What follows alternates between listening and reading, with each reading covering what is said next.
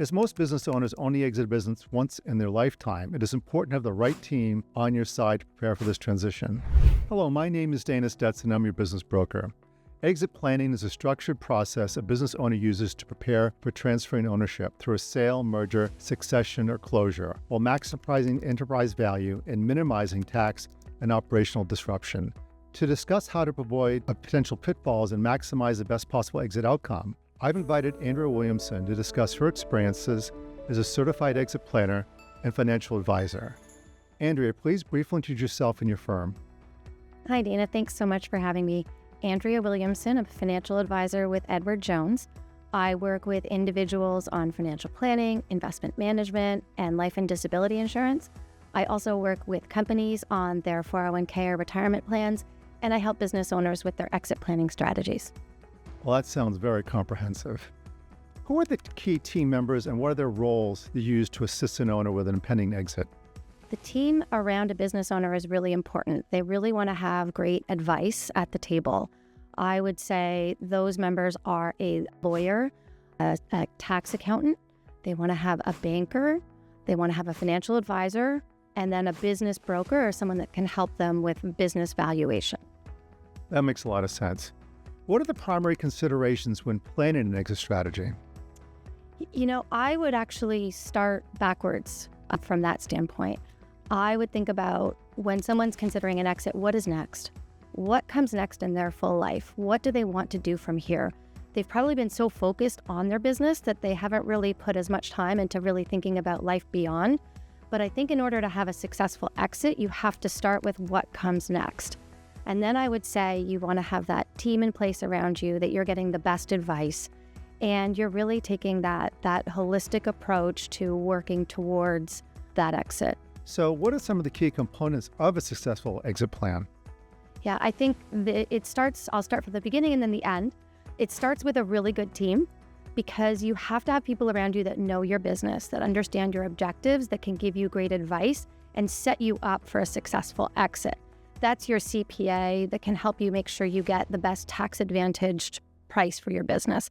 That's your lawyer that's going to protect you in the sale. That's your financial advisor that's going to help maximize that value for you and translate it into your life.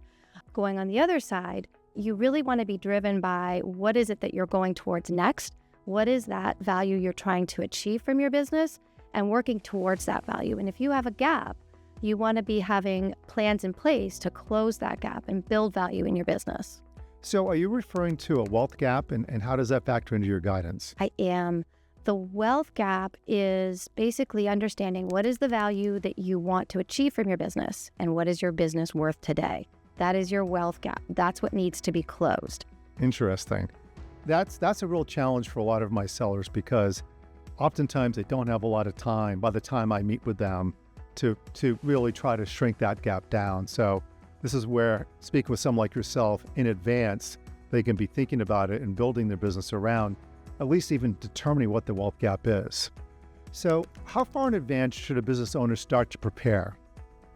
I think often what you'll see as business owners, maybe 6 months before they want to exit, start to think about this. And I would say that's too late. I would say ideally it's at least 2 years in advance. And really you want to have that team around you even before that to really get to know you well. There's a lot of strategies that you can do and build when you have the right time to implement them. That's absolutely true. And pretty much factually, I'm generally in that 6-month window and it's really too late for me to help them do that. And again, that's why it's smart to prepare in advance for selling, although you never know what's going to happen in life. So what are the typical exit options as you've seen them or you've been involved in?